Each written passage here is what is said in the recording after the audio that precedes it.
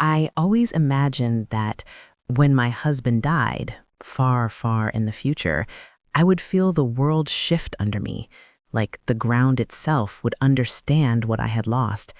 But standing at his funeral 2 days ago, it wasn't the ground that shifted, it was me. The rain came down in thin, icy threads, almost polite in how it fell. Quiet, steady, unbothered by the swelling ache inside my chest. People kept whispering condolences, as if they were afraid the grief might bite. His mother stood rigid near the casket, jaw tight, face unreadable. His father didn't look at me once. I could feel their resentment like heat against my skin, though no one had said a word. I kept my hand on the damp wood of the casket until the last possible second, because letting go felt final, too final. When the lid closed, a part of me closed with it. But nothing prepared me for the next morning. When you lose your husband, mornings are the worst. You wake up forgetting for a moment, then remembering too quickly. I woke up in our bed, his pillow still barely holding his scent, warm cedar, like the cologne he dabbed on his wrists each morning. And before the grief rolled through me again, something as small and as stupid as the indentation his head once made in the pillow told me he was really gone. I hadn't even brushed my hair when my phone rang. Unknown number. I almost ignored it. But something compelled me to pick up. Hello? My voice sounded cracked and familiar. Mrs. Carver? A man's voice, controlled, formal, the kind of tone used when delivering news nobody wants. Yes, this is Daniel Hark, your husband's attorney. My stomach pinched itself into a knot. Yes, hello. I wasn't sure what else to say. I'm calling because he paused, a long, uneasy pause. There was a change to your husband's will last night. For a moment, the world froze. The ticking clock, the dripping faucet, even my breath. Everything stopped. I'm sorry, I said quietly, thinking I must have misheard. What did you say? Your husband updated his will last night, he repeated, his voice thin, almost strained. There are urgent matters we need to discuss. Last night? My fingers tightened around the phone. Mr. Hark, my husband died 2 days ago. A tiny crack in his professional facade slipped through the phone. The sound he made wasn't shock. It wasn't confusion. It was fear. I know the dates, he whispered. Please understand, I can't explain this over the phone. I need you to come to my office today, immediately. I don't understand. No, he cut in sharply, something he quickly corrected with a shaky breath. No, I'm sorry. This is not something we discuss like this. Another pause. Then softer, Mrs. Carver, someone else might try to intervene if we're not careful. The words slid down my spine like a drop of ice. Someone else. Intervene in what? What are you talking about? The line rustled, like he was checking over his shoulder. I can't say more. Please, come in, and do not tell anyone about this call. My throat tightened. Mr. Hark, is someone trying to change my husband's will? The silence that followed was louder than any answer. After a full 5 seconds, he said quietly, just come in, before this gets worse. The call ended. I sat on the edge of the bed, staring at the black screen of my phone, my pulse drumming in my ears. My husband was dead, buried, gone. So how in God's name could he have updated anything last night? And why did the lawyers sound like a man being hunted? A slow, unsettling realization crawled through me. Whatever my husband left behind, someone else wanted it, badly enough to falsify something, or worse, badly enough to make it look like he reached out from beyond the grave. Either way, nothing about my husband's death was as simple as it appeared. and a terrible truth settled inside me like a stone. I hadn't just lost my husband. I had stepped into something he never intended me to find. I don't remember getting dressed. I don't remember the drive. All I remember is gripping the steering wheel so hard my knuckles turned white, and the question looping in my head like a haunting melody. How could he update his will after he died? The lawyer's office looked exactly like the kind of place where ugly truths hid behind clean glass doors. Too neat, too polished, too quiet. The receptionist glanced up with a sympathy smile that didn't quite reach her eyes. "Mr. Hark is expecting you. Second door on the left." Her voice dropped when she said his name, as if she wasn't sure he should be expecting anyone. When I entered his office, Daniel Hark stood up too quickly, like he'd been pacing. He was in his 40s, slim, glasses slightly crooked, and he looked exhausted. Not tired, exhausted. "Mrs. Carver," he said softly, "thank you for coming so quickly." "I didn't exactly feel like I had a choice," I replied. He gestured for me to sit, but I stayed standing. Something in me needed the height, the grounding. He rubbed the bridge of his nose before opening a folder on his desk. "I'm going to show you something, but I need you to understand I didn't call you earlier because your husband instructed me not to." My heart jolted. "What do you mean?" He swallowed, throat tight. "He said I should only contact you when you were ready." "Ready for what?" I cracked, despite my effort to sound strong. He didn't answer. Instead, he slid a packet of papers toward me. "This is the updated will, filed last night at 11:17 p.m. My breath caught. "That's impossible," he whispered. "I know." I reached for the papers with trembling fingers. It was unmistakable. My husband's signature, the clean loops, the sharp tail on the R. My chest tightened painfully. "It looks real," I murmured, barely able to speak. He said, "It is real." He tapped the top right corner of the page. Biometric verification, retina scan, voice authentication, fingerprint confirmation. All logged. Then his voice lowered. "Every one of them matches your husband." I stared at him. No, that's not, that can't be. He was already gone." His eyes softened with something that looked like guilt. "I'm not saying he came here last night. I'm saying the system verified his credentials last night. It's not the same thing." A cold tremor spread up my arms, chilling me from inside. "So someone used his biometrics?" I whispered. "That's one possibility. What's the other?" He hesitated. Too long. Then, that he programmed certain authorizations before his death. The room tilted.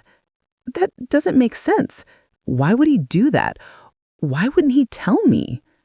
"Because," Daniel said quietly, "he believed knowledge might put you in danger." My heart slammed against my ribs. "Danger from what?" He looked past me, toward the frosted window beside his desk, as if checking whether someone stood on the other side. "Mrs. Carver, your husband was a very private man. You know that. But in the months before he passed, he had me prepare several legal documents with specific instructions. Instructions that, he said, would activate depending on circumstances." "Circumstances?" I repeated, breath shaking. "Like his death?" "His death and, other triggers," he replied. "Some I'm still not entirely clear on." A hollow ache filled my chest, anger bubbling through the grief. "So you're telling me he changed his will behind my back, set up secret triggers, and then told you that when I was ready for my world exploding?" He winced. I'm truly sorry. I followed his instructions because he made me swear that protecting you required secrecy. I stepped back, needing air. Protecting me from what? He opened his mouth, closed it, then leaned forward, lowering his voice. Mrs. Carver, for the past 48 hours, I felt watched. Watched? I repeated. He nodded. Unmarked cars outside my house, phone calls with no one on the other end, and then, last night, that update. His fingers trembled slightly on the desk. Someone wants control of whatever your husband left behind. I don't know who, I don't know why, but they activated something he set up, and they did it too early. My heart hammered so hard it hurt. Too early? I whispered. He took a steadying breath. Yes, something was triggered before it was meant to be. His eyes locked onto mine. And now everything your husband tried to protect is exposed. My mouth went dry. My husband wasn't just dead. His secrets weren't buried with him. And someone alive, was trying to pull them out. I didn't sit down until my knees gave out. The lawyer didn't speak. He simply pushed another document toward me, slower this time, as if the paper itself carried a weight I might not be able to hold. "This," he said gently, "is the section you need to see." My pulse thudded in my ears as I unfolded the page. At first, it looked like any formal clause. Dense legal language, perfectly typed. But then my eyes fell on one line, one name, one impossibility. Primary beneficiary? Baby M? My breath fractured in my throat. "Baby what?" I whispered. "I'm sorry," Daniel said. "I know this is shocking." Shocking wasn't the word. It felt like the world split open beneath me. "I'm not pregnant," I blurted, too loud, too desperate. There must be a mistake." "There is no mistake," he said carefully. "Your husband personally dictated this section." My hands started to tremble. I pressed them against the wooden chair, grounding myself. Baby M. The name etched itself into my mind like a bruise. I don't understand," I whispered. "Why would he write that? Why would he? Who is Baby M?" His eyes flickered with sympathy. "That's what we need to find out." A sharp ache spread across my chest, the kind that comes from an old wound suddenly torn open. My miscarriage. The memory hit me like a blow. Not the medical procedure itself, but the moment I saw the ultrasound with no heartbeat. The quietness of the room, the doctor's soft voice, my husband squeezing my hand so tightly I swore his bones might break. We left that clinic as different people. Something in both of us cracked that day. I swallowed hard. Is this his idea of honoring the baby we lost? My voice shook. Is he trying to memorialize it somehow? It's possible, but the language suggests an actual beneficiary, a real person, or someone he expected to exist. A cold wave rippled through me. Someone he expected to exist? That doesn't make sense, I said weakly. We weren't trying again. He said he wanted time to heal. He said... My throat tightened. He said he didn't want to rush me. The lawyer hesitated before speaking again. Please look at the addendum attached to that clause. I forced myself to turn the page. There it was. In my husband's handwriting, messy, slanted, unmistakable. A note.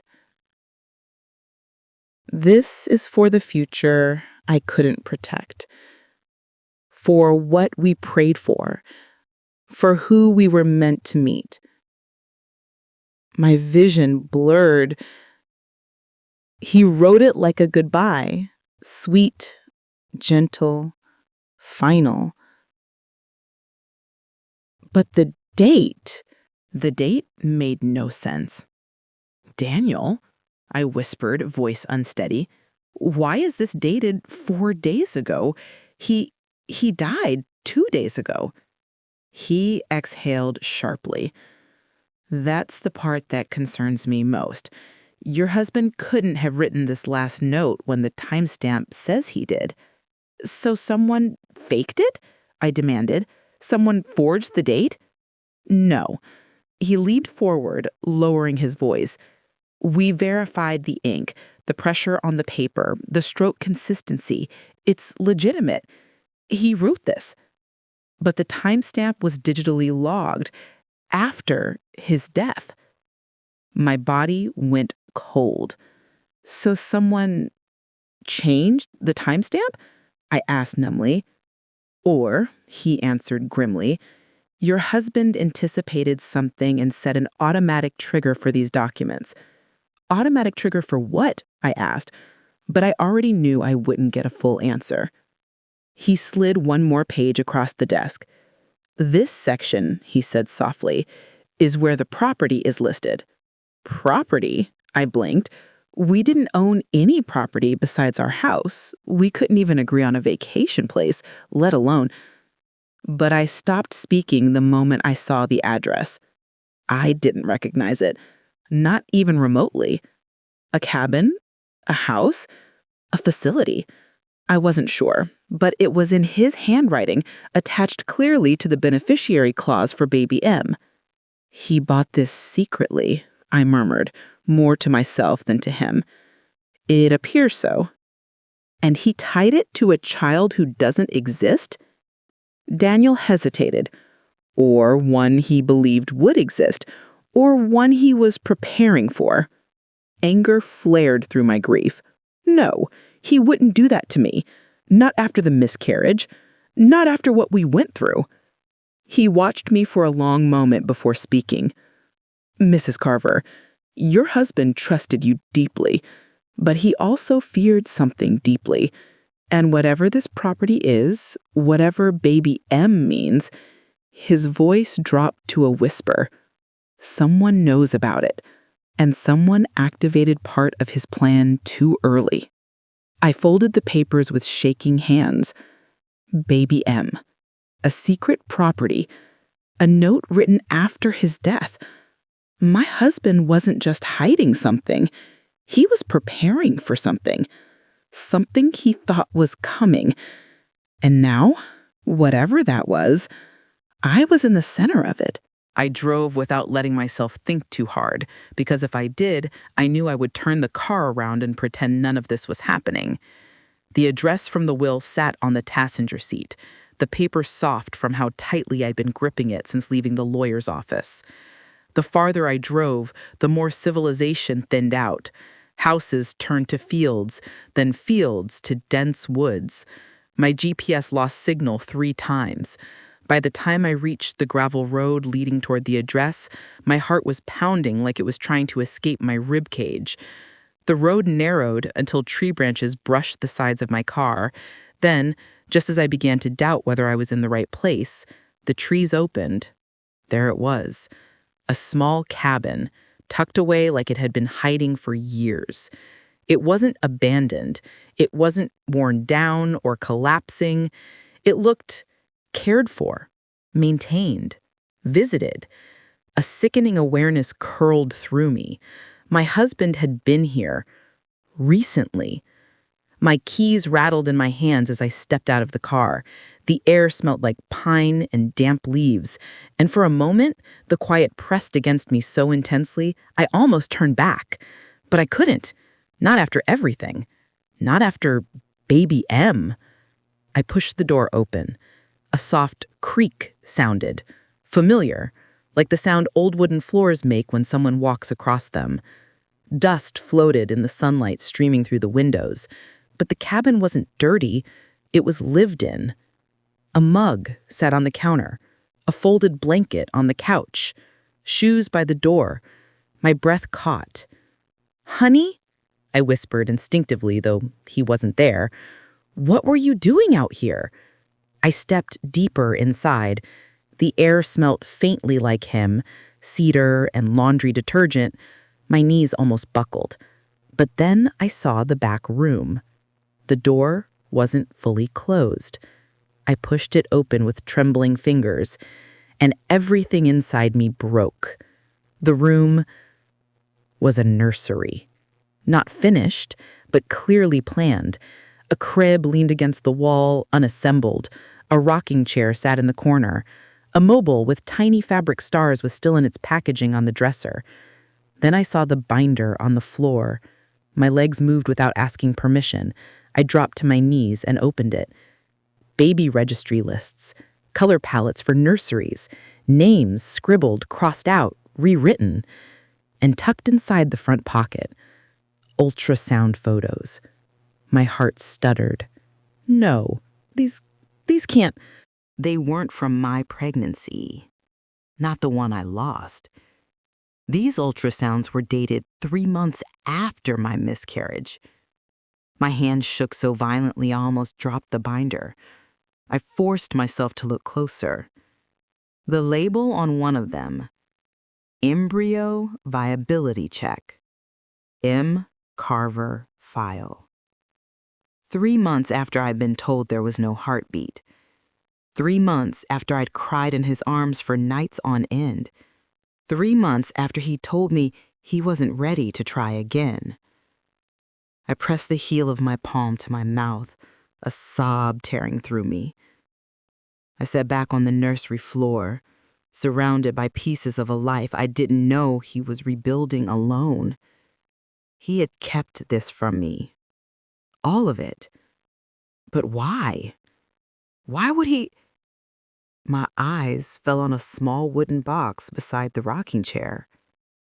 Inside, more papers. Records from a fertility clinic. Handwritten notes. Dates. Appointments he never told me about. And a letter. In his handwriting. With my name at the top. My fingers shook as I unfolded it. "I'm sorry I couldn't tell you. Not yet. Not until I knew you were safe." Safe. That word again, circling back to the lawyer's warning. I skimmed the rest of the letter quickly, desperate for clarity, but the message was incomplete, unfinished, as if he'd been interrupted. My pulse raced, my throat burned. My husband had planned for a baby. He had been preparing for a future I didn't know about.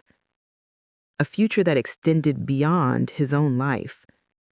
And he had done it alone.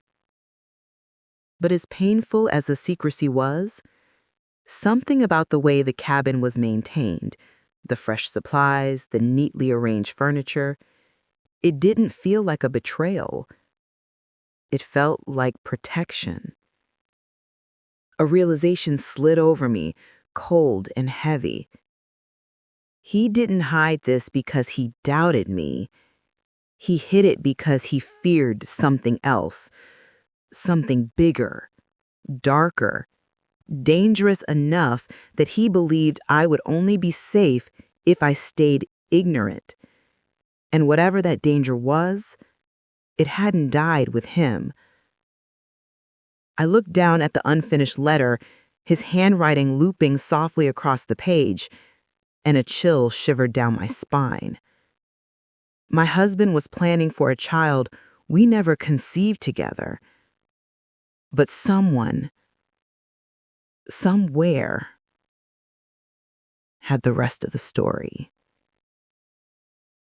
And I was finally stepping into the secret he had tried so hard to shield me from.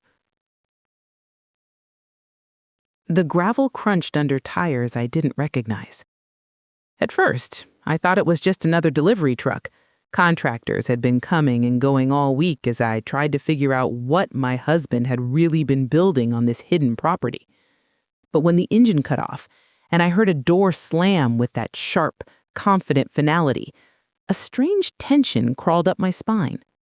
No one walked like that unless they felt entitled to be here. I stepped out onto the porch, arms instinctively crossing over my chest.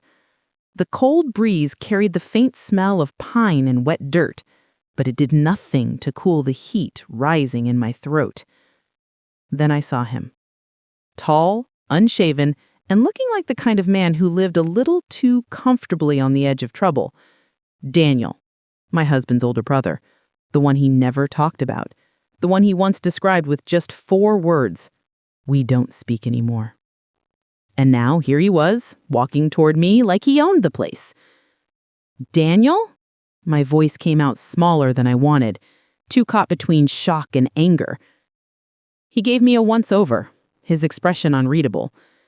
"You weren't supposed to find this alone." Just like that. No greeting, no condolences, no explanation, just a sentence that felt like an accusation and a warning wrapped together. My stomach tightened. What does that mean? He didn't answer immediately. Instead, he scanned the property, eyes lingering on the partially open barn door, the padlocked storage units, the tarps still hiding equipment I hadn't figured out yet. He looked like he already knew exactly what was under every one of them. I hated that. Finally, his gaze snapped back to me. "Where are the keys?" My breath hitched. "Excuse me?" "You heard me." His tone was calm but condescending, like I was a child who needed direction. "Daniel," I stepped forward, "you disappear for 10 years? Never call, never show up, never apologize for whatever broke you two apart? Then you show up now, days after he dies? I don't trust you." Something flickered across his face. Hurt, anger, guilt, but he hid it quickly. "I didn't come for trust." He slid his hands into his jacket pockets. "I came because I'm his appointed guardian." In the will. The words hit like a physical shove. "Guardian of what? And why would he name you anything?" He exhaled slowly, the kind of sigh people use when they're about to tell you something you won't like. "Guardian, if necessary." He emphasized the last words like they carried their own shadow. "Your husband didn't plan to die old. He knew something was coming." A cold chill crawled down my arms. "No," he whispered. "No, he didn't say anything. He didn't act sick." Daniel shook his head. "Sickness wasn't the problem." My pulse stuttered. "What was?" He hesitated, and that hesitation terrified me more than the words that followed. He knew he wouldn't live long. Not because of health, because of choices, because of what he'd gotten involved in, and because... His eyes locked onto mine, sharp and unforgiving. Because he didn't want those consequences falling on you. I felt the porch boards sway under my feet. My husband? Expecting to die? Planning for it? Preparing for some inevitable end he never told me about? "No," I repeated, my voice cracking this time. "You're lying. You're trying to manipulate me." "If I wanted to manipulate you," he said softly, "I would have told you everything at once. But I'm trying to protect you from the parts you're not ready to hear." Anger burst through my shock. "I don't need your protection. I needed him. And he's gone because of God knows what. And you're standing here speaking in riddles?" He didn't flinch. "If you want answers, you need to open the locked storage. That's where everything starts." "Then hand me the keys." He stared at me for a moment that felt too long. "Not yet," he said quietly, "until you understand why he built this place and why he kept you away from it." My throat tightened painfully. Then explain it. Daniel shook his head. No, you need to see it. He took one step closer, lowering his voice, as if the trees might be listening. And understand this. Your husband wasn't building a cabin or a workshop or a retirement dream. He was building a contingency plan. My heartbeat roared in my ears. For what? I whispered. Daniel jaw clenched. For the day everything he feared finally caught up with him.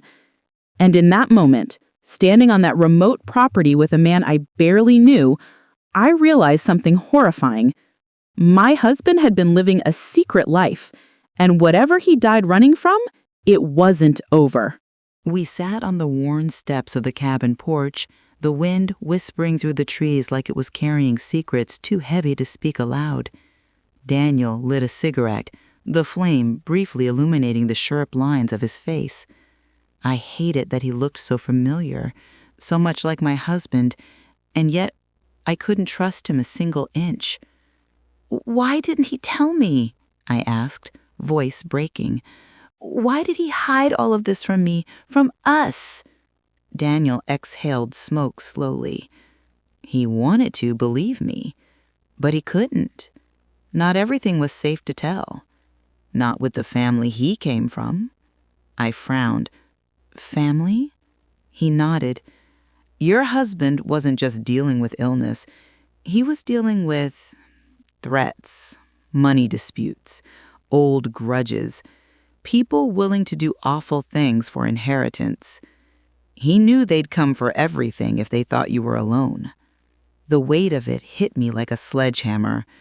All this time, I thought our biggest danger was grief, but the danger had been real, tangible, waiting in the shadows, waiting for him to leave me behind. Why didn't he fight it? I whispered. Daniel's gaze drifted to the distant tree line. He did. He fought it quietly. He prepared everything. Multiple legal documents, trusts, contingencies. He did it in advance because he knew a hereditary condition, something he never told you, would limit his time. I froze. My chest ached. Hereditary condition? Daniel nodded again. Heart. Weak. Unpredictable. He hid it to spare you from worry, but he knew it would eventually catch up. I swallowed hard. The anger and grief collided. He knew he was dying. He knew! And he didn't tell me? Daniel's eyes softened. There's more. I looked at him, my hands trembling in my lap. More? Yes. About the baby. I flinched. What do you mean?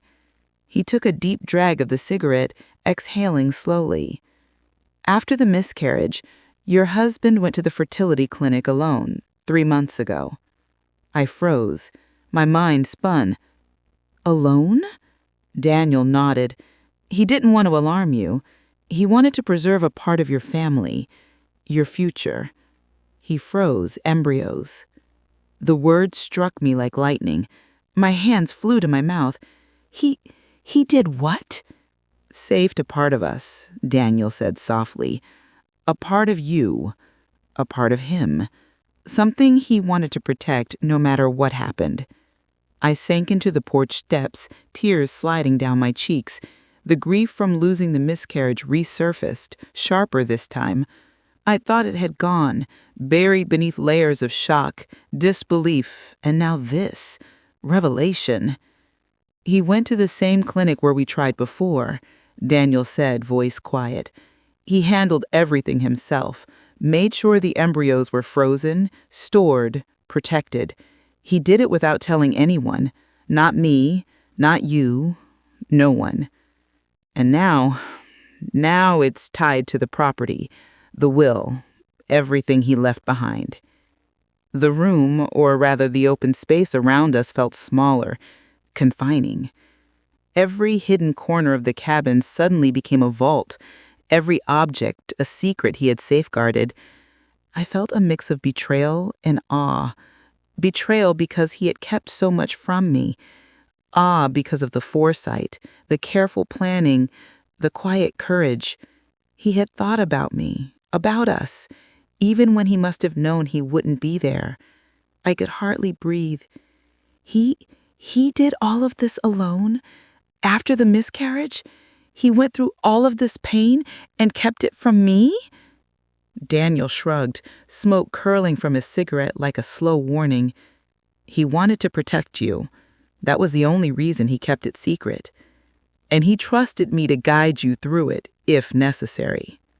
My mind raced. Necessary? Necessary for what? Daniel looked at me, serious, unwavering. Necessary if anyone tried to interfere. If someone activated parts of his plan too early, or tried to take what he had left behind. I shivered, feeling the weight of reality pressing down. My husband had died, but the battle, the secrets, the planning, they were far from over. He went to the clinic alone, I repeated, voice barely audible. 3 months ago. All this, he carried it himself. Daniel nodded solemnly. Yes, and now you have to carry some of it too. I pressed my palms to my face, trying to make sense of it all. A man I thought I knew completely had been leading a double life of planning, protection, and silent sacrifice. And I had to step into it, whether I was ready or not. The sun dipped lower behind the trees, and the shadows on the porch deepened. I realized with a cold certainty that my husband had left me more than a legacy. He had left me a puzzle I had no choice but to solve. I returned to the lawyer's office the next morning, the weight of everything Daniel had told me pressing against my ribs like an iron bar. I walked into the building feeling older, heavier, brittle in ways grief alone couldn't explain. Mr. Carver was waiting for me in his glass-walled office, pacing like a man holding a secret he desperately wanted to drop. When he saw me, he straightened, forced a tired smile, and gestured for me to fit.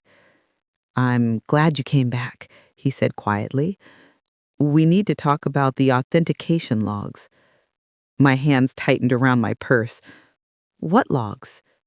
He took a deep breath, pressed a few keys on his laptop, and turned the screen toward me. It displayed a list of timestamps, digital signatures, and audio verification clips. "Your husband," he said slowly, "set up a voice-authenticated system for document activation. It's new technology, experimental, actually. He insisted on using it." I stared at him, unsure what I was supposed to be seeing. Voice authenticated? You mean he had to speak to activate the will? In a way, Carver nodded. He recorded what are called voice keys, preset verbal triggers. They could unlock different documents, the will, the trust forms, letters he left behind, even after his death. I blinked. After his death? Yes, he designed the system specifically for that purpose. He folded his hands, the skin around his knuckles stretched tight. He wanted everything to be released at the right moment. He told me that himself. He gave very strict instructions. Cold dread spread through me. So, the update that you said was made the night after his funeral? That wasn't someone forging his voice. No, he swallowed. It was his voice, his actual, authenticated voice key. I felt the room tilt slightly. But he was dead. Yes. His words felt like a blade sliding into my spine. "Carver," I whispered, "explain, because this makes no sense." He pushed his laptop closer. "Your husband created 3 sets of voice keys, one for updates before death, one for the day after his death, and one for future triggers related to trust accounts and potential heirs." I flinched. Baby M, the ultrasound, the embryos. Carver continued. "He recorded them months ago, but the system is sensitive. It doesn't just need the voice. It needs the correct timing. And I pushed, and someone activated the wrong file. Too early. My stomach dropped. So it wasn't supposed to happen? No, his voice cracked. The post-death activation was scheduled to run 72 hours after we filed his death certificate. It should not have been triggered when it was. Meaning someone accessed his authentication system, Carver said quietly. Someone who had enough information to open the vault file, but not enough to understand the timing structure. So the system released the updated will early. I stared at him, the truth tightening around me like a net. So the will wasn't faked, I said, mostly to myself. It wasn't forged. It wasn't manipulated. It was activated wrong. Carver nodded gravely. Exactly. I pressed my fingers to my temples. Who would even know how to access this? Who else had access to his files? That is the problem. He exhaled, deflated. Your husband gave access to one additional person, someone he trusted, someone he believed would only follow the instructions precisely. My breath caught. Daniel. Of course it had to be Daniel. But why would he do it too early? Why risk triggering something dangerous? Why lie about not knowing? Carver closed the laptop slowly. Ma'am, I need to tell you something else. I looked up sharply. Your husband, he left a message in the system, a manual note. It appears to have been part of the same batch of documents triggered too early. What does it say? Carver hesitated. He looked genuinely afraid. He wrote, "If she's hearing this sooner than planned, someone is moving against her." The words punched the air from my lungs. My husband, predicting danger, preparing warnings for me even from beyond the grave. And there's one more thing, Carver added, lowering his voice. The system shows a second attempt to access the files. Someone tried again, approximately 12 hours after the first activation. My heartbeat stuttered. Tried to activate what? The Air Trust file, the one connected to the beneficiary named Baby M. Ice spread through my chest. Someone was after the embryo trust, or the property tied to it, or the inheritance. Someone who had access, someone who knew too much, someone my husband once trusted but shouldn't have. I stood slowly, trembling. Can you pull the access log? Show me who triggered it? He shook his head. It was done offline, using a local device with masked credentials. But he leaned forward. One detail did come through. My breath caught. What detail? Carver's jaw tightened. The system flagged a familiar biometric trace, not a full match, but a partial. Whose? He paused long enough that my heart almost tore itself apart. Your brother-in-law. The drive back from the lawyer's office should have been routine, quiet, a chance to breathe. Instead, every shadow along the road seemed to twitch. Every passing car lingered a moment too long before speeding ahead. I kept checking the rearview mirror, heart hammering.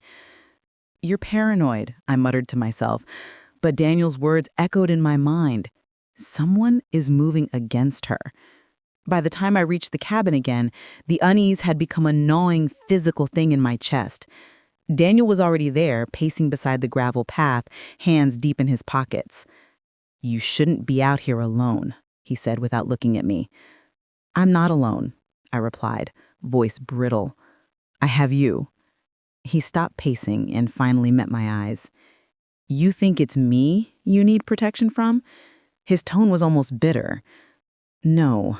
The real threat isn't me, it's family. I felt my stomach twist. Family? He nodded, lowering his voice. Someone in the family has been trying to get to whatever your husband left behind. Cousins, uncles, even his business partners, anyone with access to his digital systems or legal information. They know more than they should. My mind raced. Do you mean they could access the AI system? Yes, if they had the credentials or even partial biometric access, they could trigger the files prematurely. He paused. That's probably what happened with the will. Someone tried to take control. I shivered. Every person I had ever known in his life flashed before my eyes. Smiling relatives, business partners shaking hands, cousins dropping by for holidays. Could one of them be capable of this? I don't understand, I whispered. Why would anyone target me? Or him? Because, Daniel said, voice low, he left something valuable. And they know it. They want it. And they won't care who gets hurt in the process. A cold hand seemed to grip my heart. I realized something terrifying. My husband had died, yes, but the fight he'd been preparing for hadn't ended. It had only shifted to me. I sank onto the porch steps, head in my hands. I don't even know him, I muttered, almost to myself. Did I ever really know him? Daniel crouched beside me. You did, in the ways he allowed you to, but you didn't know the full scope. No one did. Not even me. That's why he made all the arrangements. That's why he prepared the AI systems, the trusts, everything. The guilt washed over me in sharp, relentless waves. All this time, I'd believed I knew my husband, the man I loved, who had held me in his arms, who had whispered promises in the dark, and yet he had been living in a secret world, building protections I could barely even imagine. Why didn't he tell me? I asked, my voice breaking. Because telling you could have put you at risk. He wanted you safe. That was the only thing he ever cared about. I took a shaky breath. And now what? Daniel pulled a small USB drive from his pocket. He left one more thing for you. I stared at it. What is it? A hidden audio file, recorded by him, meant only for you. Only you. Hands trembling, I took the drive. Where? Inside the cabin, behind the false panel in the wall near the fireplace. He installed it himself, said no one else should find it. A chill ran down my spine. Why would he leave me an audio file? Daniel shrugged. Some things are easier to understand when you hear them in his voice. I forced myself up, feeling the cabin's walls close in around me. The hidden panel wasn't difficult to locate. My husband had always been meticulous, leaving subtle clues only someone who knew him well could notice. I pressed my hand against the panel, feeling the faint outline of the small metal latch. With a click, it popped open, revealing a tiny compartment. Inside sat a small, unmarked audio recorder. My fingers shook as I pressed play. His voice, so clear, so intimate, that I felt tears spring immediately. If you're listening to this, it means I'm gone. And it means someone has already tried to interfere with what I've left behind. You have to be careful. Trust only what you can verify. Protect baby M. Protect our legacy. Protect yourself. And above all, don't let them know you found this until you're ready. I swallowed hard. The words hung in the room like a weight. He had planned every contingency, every danger, every possible betrayal. And now I understood the early activation of the will, the AI system, even Daniel's sudden appearances. All of it was connected. Someone in the shadows was waiting for a misstep, and I was standing right in the middle of it. For the first time, I realized the real threat wasn't the past. It wasn't the grief. It wasn't even the loss of him. It was the people still alive who wanted what he had left behind. And they were watching me, silent, patient, dangerous. And my husband had trusted me to survive it. I sat alone in the cabin nursery, the recorder in my hands, my heart hammering so hard I thought it might shatter my ribs. The room smelled faintly of cedar and baby powder, as if he had anticipated my arrival and left his presence lingering. Every object, The crib leaning against the wall, the rocking chair in the corner, the small blanket folded neatly, felt like part of a message, a puzzle I was only now beginning to understand. I pressed play. His voice came through, soft, familiar, trembling slightly in ways he must have recorded deliberately so that I could feel him. If you're hearing this, it means I didn't make it. I swallowed hard. His absence pressed against me like a physical weight. I know you're angry. I know you feel betrayed, and I would never forgive myself if I didn't explain why. My hands gripped the recorder, knuckles white, tears spilling freely. I knew, from the beginning, that my illness would take me sooner than either of us wanted, that it would take me before our life together reached the moments we dreamed of. I never told you everything because I wanted to protect you from the fear I carried every day.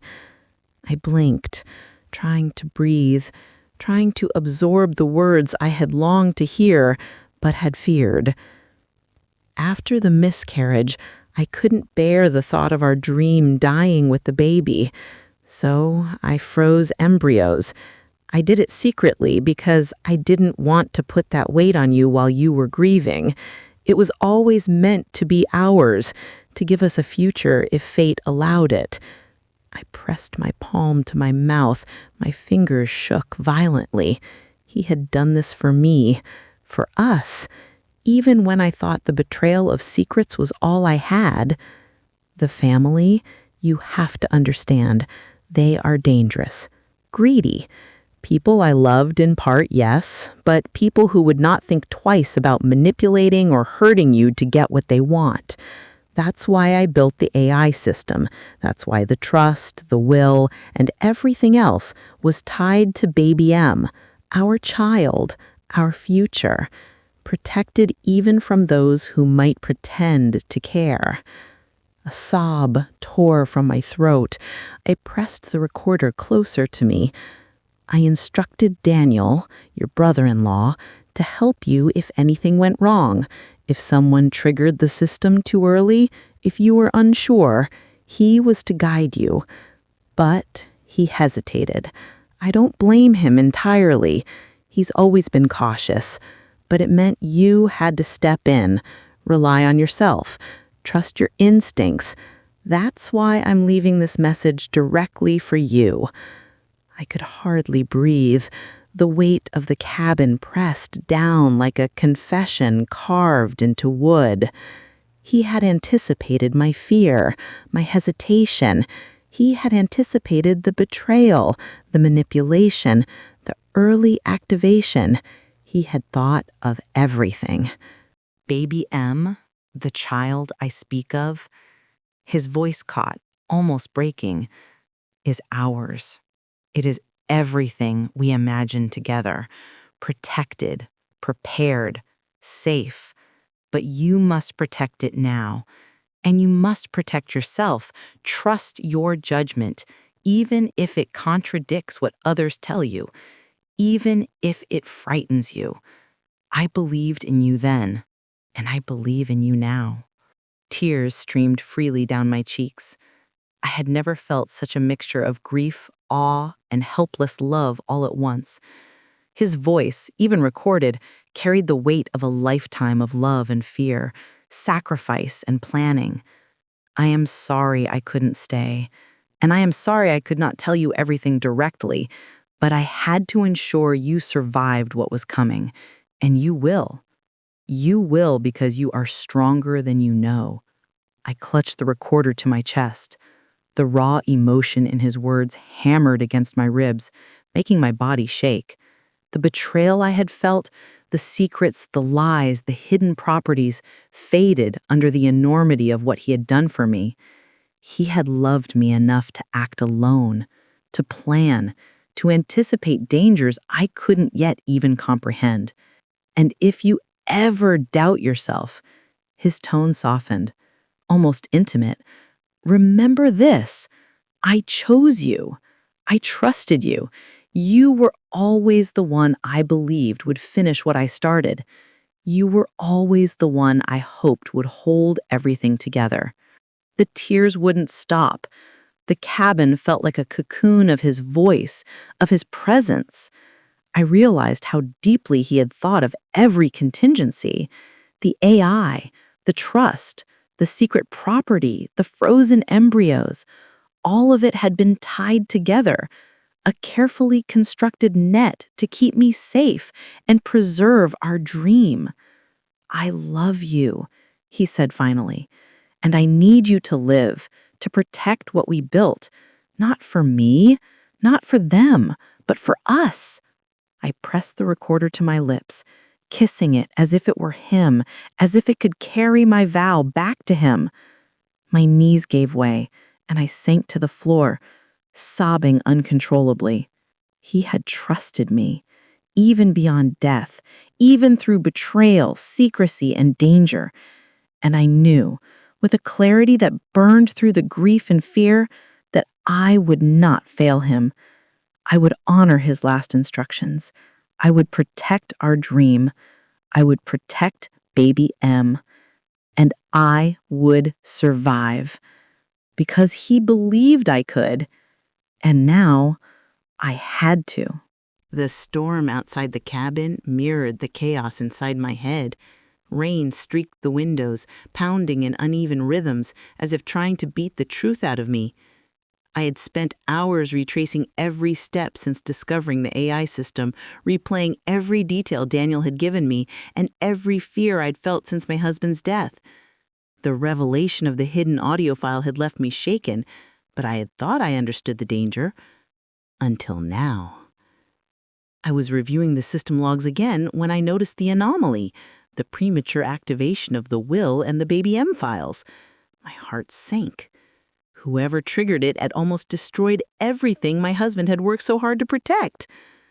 I was ready to call Carver and demand answers when Daniel appeared at the cabin door. "You found it?"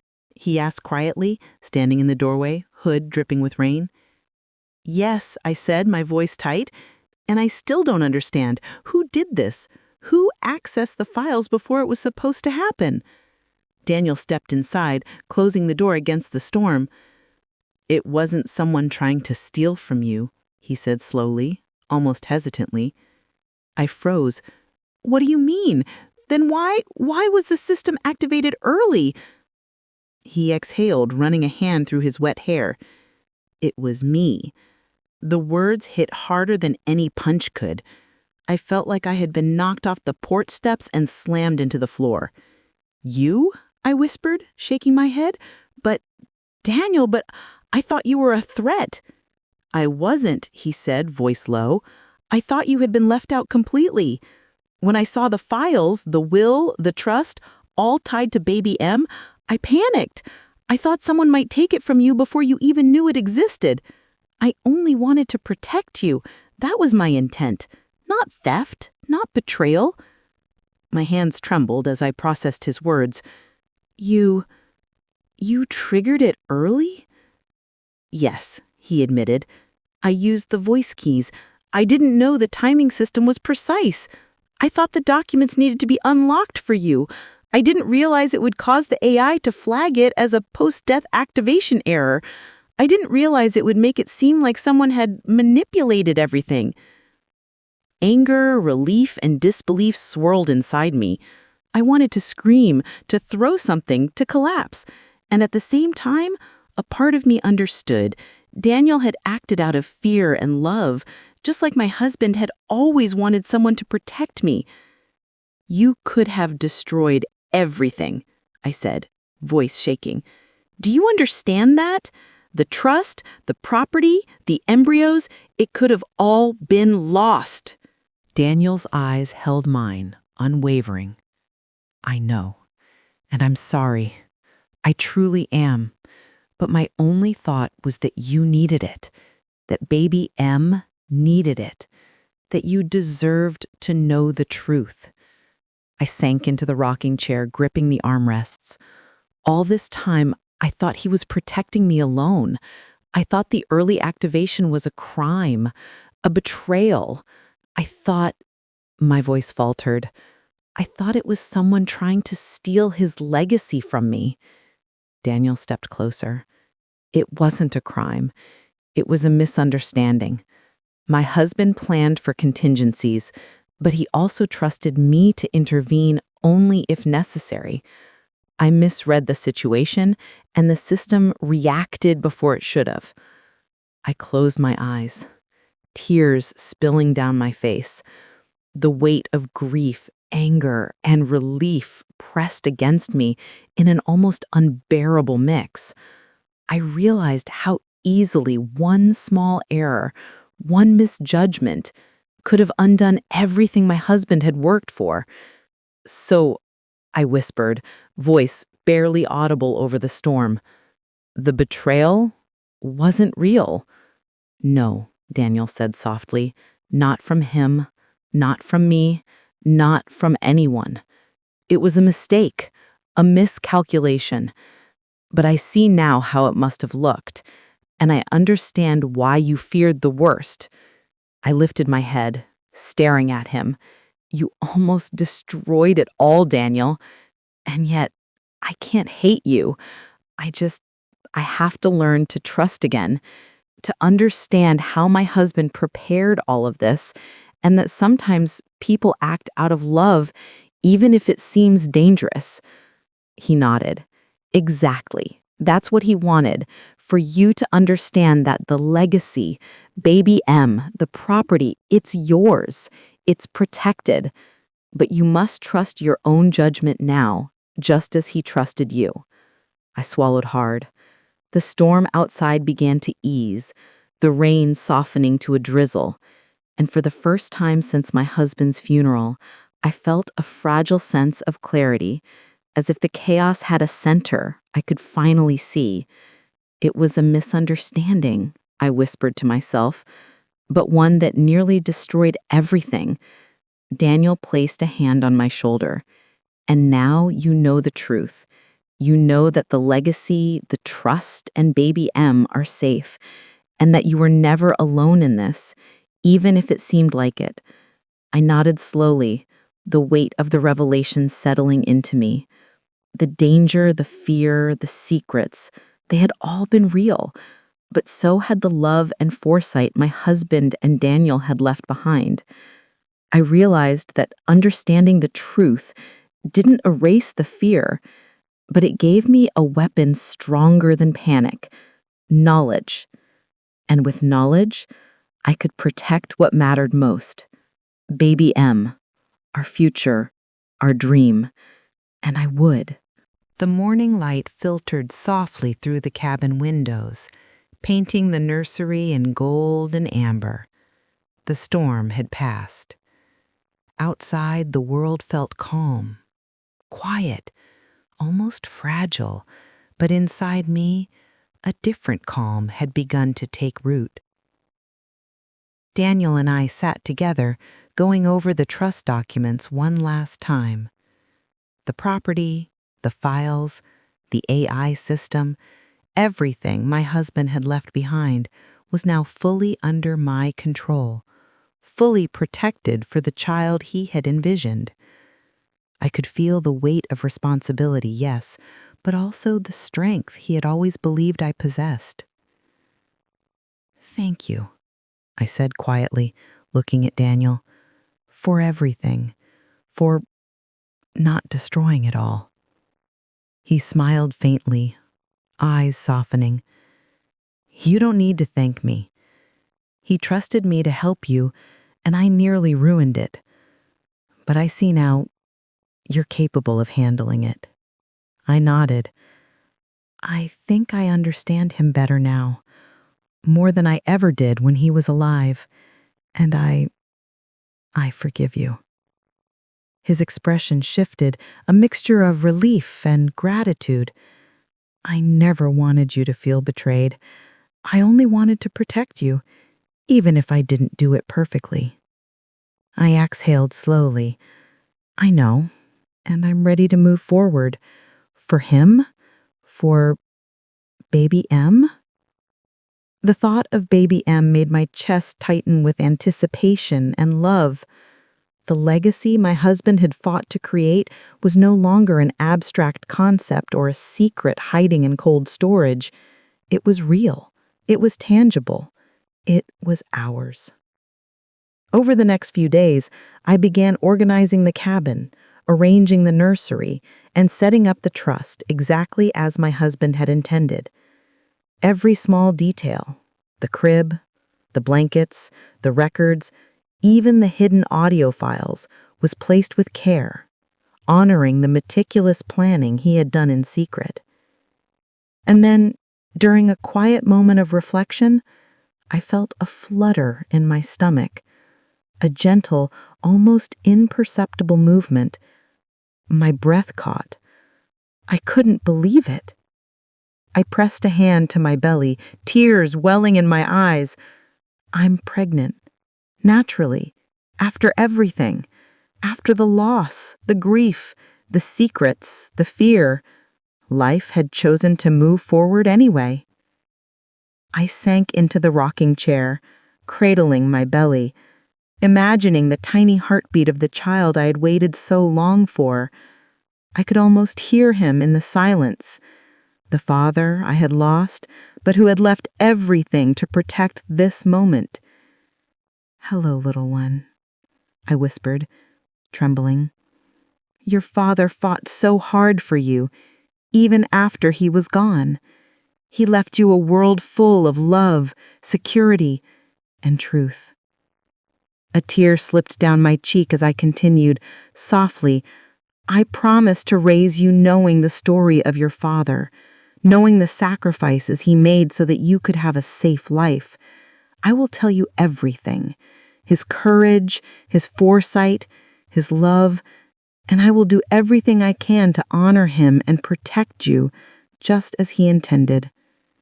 I felt a sense of peace wash over me.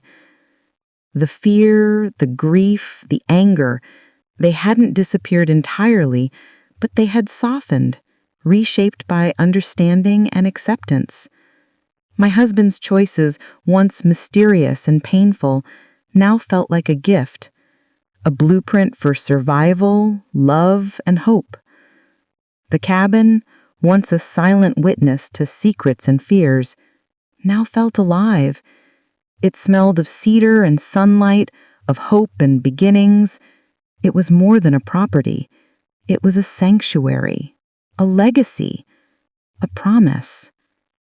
I rocked gently in the chair, hand on my growing belly, and for the first time in months, I smiled through tears. Life was fragile, unpredictable, and sometimes terrifying, but it was also miraculous. And as I whispered to my unborn child, I knew one thing for certain. I would honor the past, protect the present, and nurture the future. You will know the truth, and you will know how much your father loved you. I promise.